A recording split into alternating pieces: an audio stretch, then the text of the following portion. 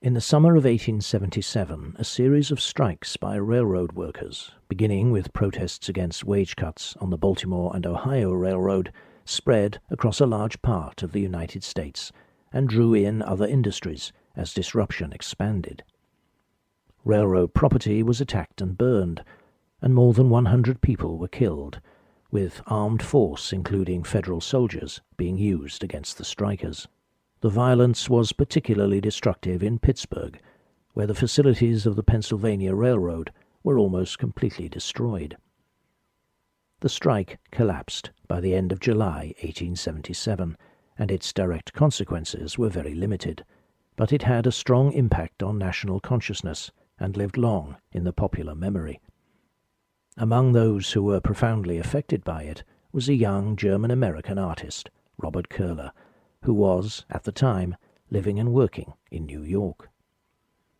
His reaction to the events of 1877 would find expression in the greatest painting of his career, and one of the most important artistic representations of industrial conflict produced in the 19th century, the Strike of 1886.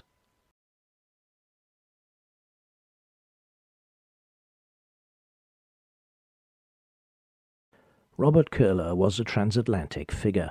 In his personal and artistic formation, Germany and the United States played an equally important role. As the art critic Charlotte Whitcomb wrote of him in 1901, a German by birth, family, and traditions, Robert Koehler passed his boyhood and school days in Milwaukee, and several years as an art student in other parts of the United States. He considered himself an American and a Western man, until he returned to Germany, where, to his surprise, he found himself altogether at home. Koehler was part of a late 19th century art world that was becoming globalized, someone whose career was made possible by modern systems of travel and communication. His travels between Europe and North America are summarized on this map, from his native Hamburg to Milwaukee, then Milwaukee to New York, then New York to Munich, back to New York, and then to Munich again, then back to New York, and finally from New York to Minneapolis, where he spent the remainder of his life and career. Koehler was born in Hamburg in 1850. He came to the United States as a very young child in 1854, when his family emigrated to Milwaukee, a city with a large German population. Koehler remained in Milwaukee until 1871, attending the German and English Academy and studying art under Henry Vianden, an influential painter and teacher who was a graduate of the Munich Royal Academy of Fine Arts, an institution that would later play an important role in Koehler's own artistic formation. He also completed a 5-year apprenticeship with the Milwaukee Lithographing and Engraving Company, the firm responsible for this panoramic 1872 map of Milwaukee. Koehler's professional skills in lithography would be an important source of income over the long years it would take him to establish his artistic career. He left Milwaukee in 1871, initially for Pittsburgh, but moved on to New York after a few months for surgery on an eye problem. Once recovered, he remained in New York, supporting himself by working as a lithographer while he studied art, and particularly life drawing, at the National Academy of Design. His aim was always to continue his artistic studies in Europe, and in the autumn of 1873 he crossed the Atlantic once more and returned to Germany, where he won a place at the Royal Academy of Fine Arts in Munich. He was at the Academy until 1877, when a shortage of funds forced him to return to New York and to his work as a lithographer. Fortunately, he won the support of the German-American brewery magnate George Barrett, who provided a stipend enabling Koehler to complete his studies in Munich. Koehler remained in Munich until 1892, where he established himself as a successful painter of portraits, genre works, and scenes from middle-class and working-class everyday life. The Munich Academy was a center for realist painting, and, although Impressionism exerted some influence upon Koehler's work, as with almost all painters of his generation, he remained essentially faithful to the dark palette and somber realism of the Munich school. By the early 1890s, it seems Koehler felt he had exhausted the possibilities Munich offered, and in 1892 he returned to New York, where he worked as a portrait painter for a year before securing an appointment as director of the Minneapolis School of Fine Arts. This was a fairly new institution, which had been founded in 1886 and had just moved from its first makeshift premises into the top floor of the new building which housed Minneapolis's public library. This post gave Koehler the security he had wanted. He was finally able to marry. He had been engaged to his fiancée, Marie Fisher, depicted in this painting, since 1886, and to settle into the comfortable middle-class life he had always sought. He remained head of the art school until his retirement in 1914, overseeing its expansion and the development of its innovative and influential curriculum, and playing a central role in the development of the arts in Minneapolis, including the founding of the Museum of Fine Arts, now the Minneapolis Institute of Art, in 1915. Robert Koehler died of a heart condition, aged 67, in 1917. The historian Thomas O'Sullivan has described Robert Koehler as a pivotal figure for the art of painting and the cultural history of Minnesota during the years 1890 to 1915, whose advocacy of an open-minded, all-embracing approach to art as a vital part of a lively community created a legacy that remains relevant today. Koehler, of working-class origins himself, had a strong social conscience, but had little sympathy for revolutionary or radical politics. Two of his paintings from the 1880s give an idea of his political sympathies and their limits. In Her Only Support, alternatively titled The Old Sewing Machine, painted in 1883, he shows a widow with a young daughter who has come to a blacksmith because her sewing machine, her only source of income, needs repair. The viewer is encouraged to feel sympathy for this vulnerable woman and her child, and to share their trust in the man who is about to set things right for her. The narrative is one of compassion, trust, and communal support. It is not one of revolution or social transformation. The mechanic is an idealized figure of the skilled working class, a figure of stability and dependability, kindly and capable, at home in his well-ordered workshop among his tools, exercising his skill with expertise and generosity. Koehler's 1885 painting, The Socialist, has a very different atmosphere and a very different protagonist. This is an unsympathetic depiction of a political agitator in the middle of a fiery speech, his left-wing politics made clear by the angry reds of the ribbon on his jacket and the cloth on the table in front of him.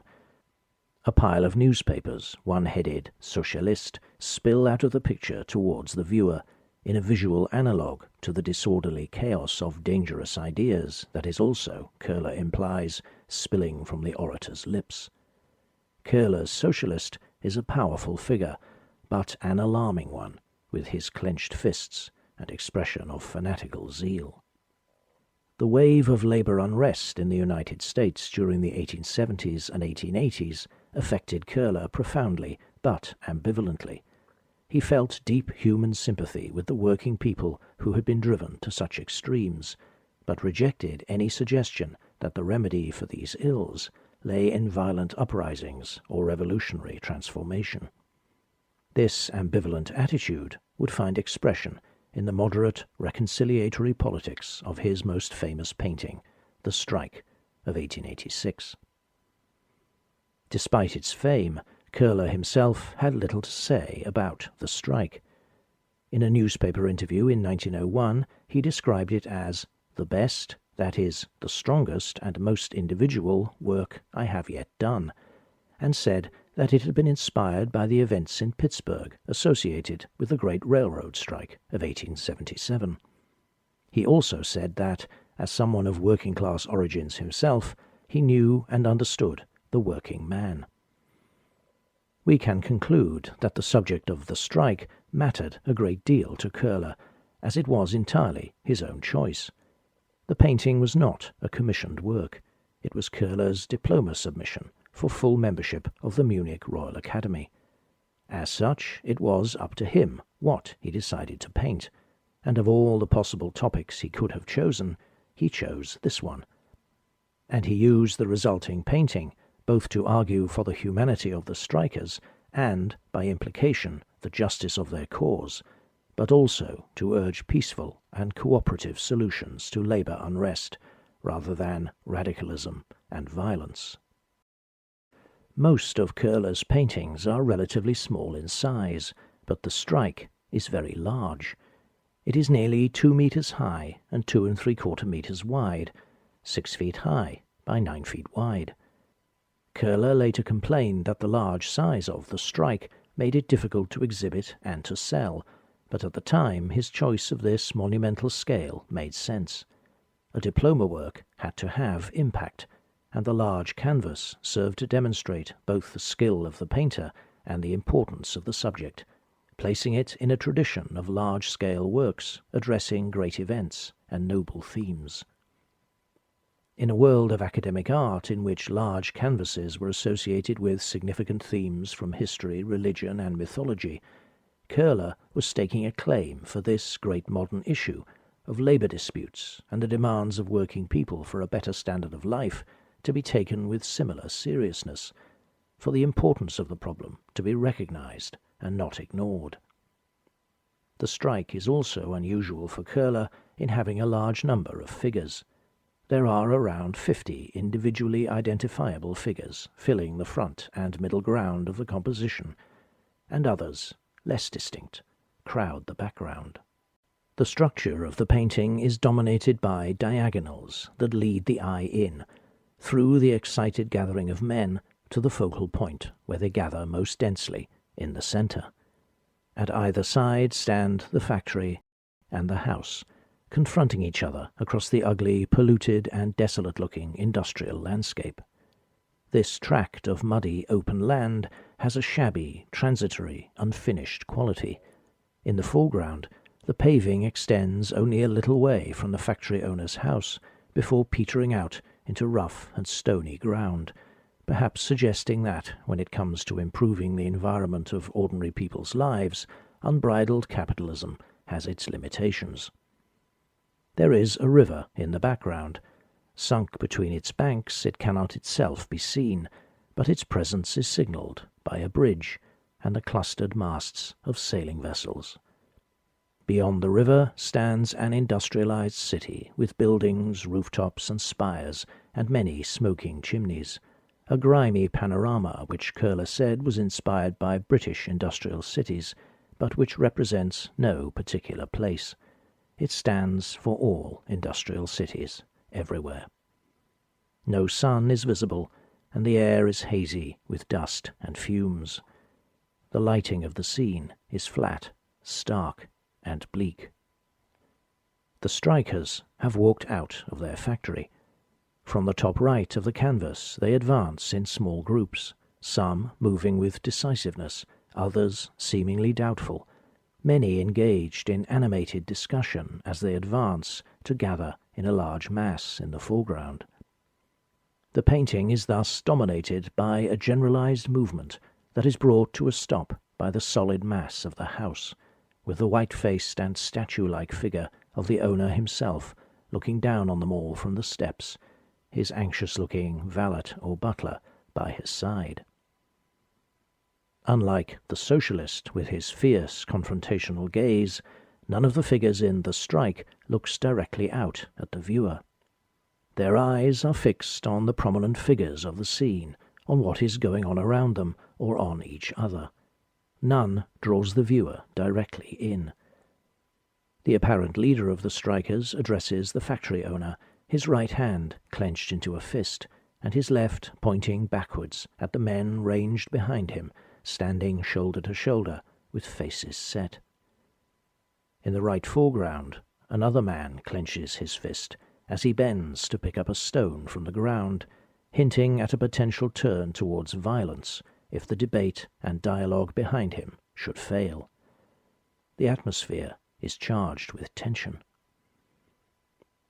Despite Koehler's realism in his careful reproduction of detail and concern with conveying social realities, the strike gives the impression not of a realistic scene recorded by the artist's brush, but of a contrived drama, a piece of artistic theatre. The composition of the work even evokes a theatrical set, with scenery built up from flats and backdrops enclosing the stage with its performers. This artificiality is deliberate.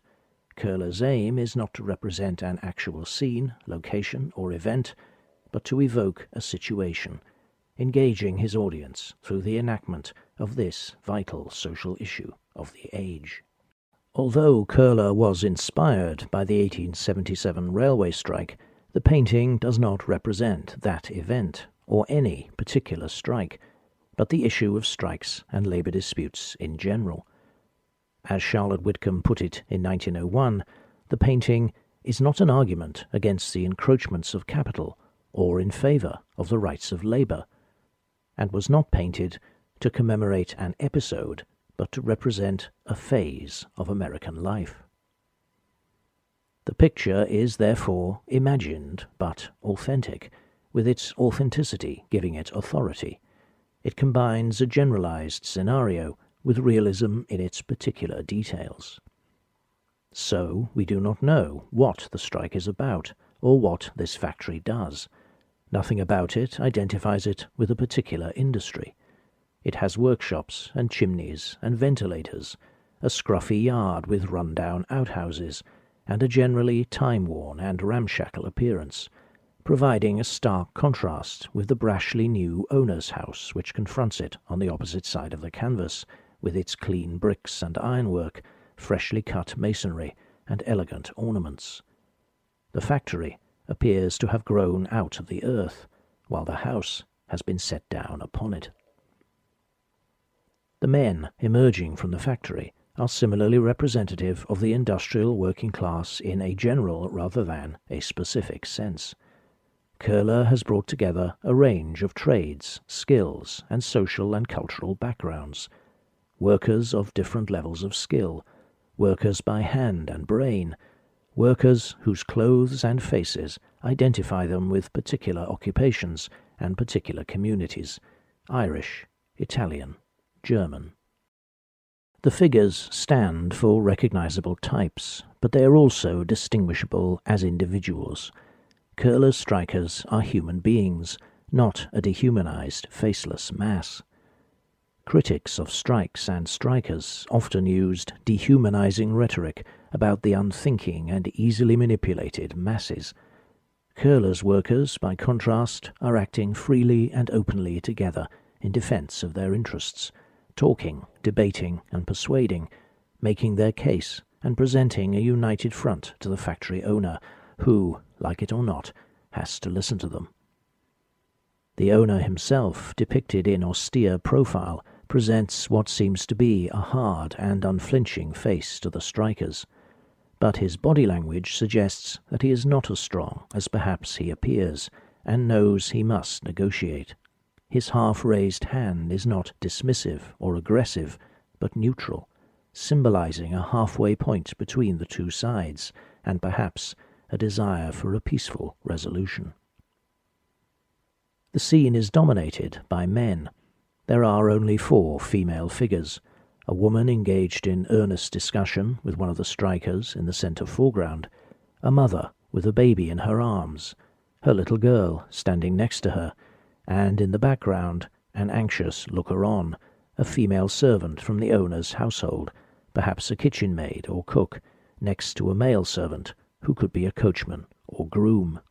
The woman with the baby is not dressed in rags. She is a respectable working-class woman, and her clothes and those of her children are worn but serviceable. But she is pale and thin, her fragility contrasting with the solid mass of the owner's house which rises behind her. She is almost certainly the wife of one of the strikers, watching the confrontation from a distance, but with intense anxiety.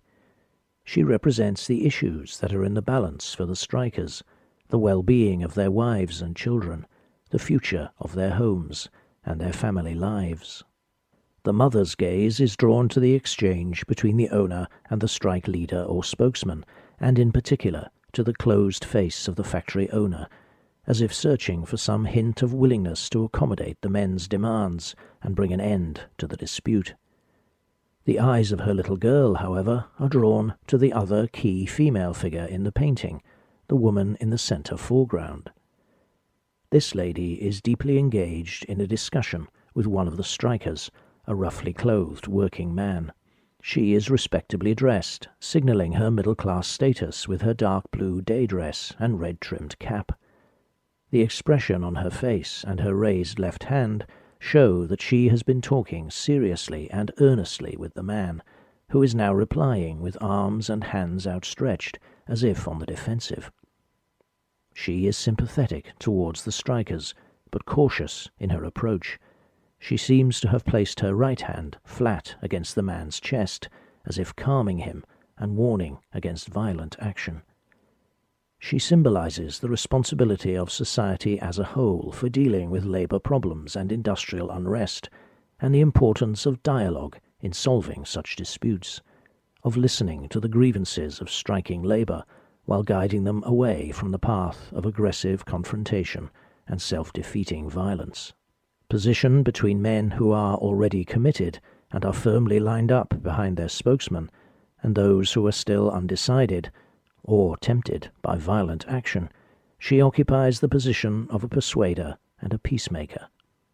She is justly placed in the centre of the canvas, her discussion with the worker given a position of unique prominence, for she symbolizes the entire message of the painting.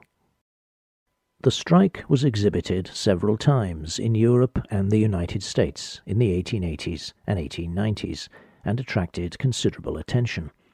It was first shown very soon after its completion at the 1886 Spring Exhibition of the National Academy of Design in New York, where reviewers praised its execution but were divided on its political message, responses which were to be typical of those the strike received.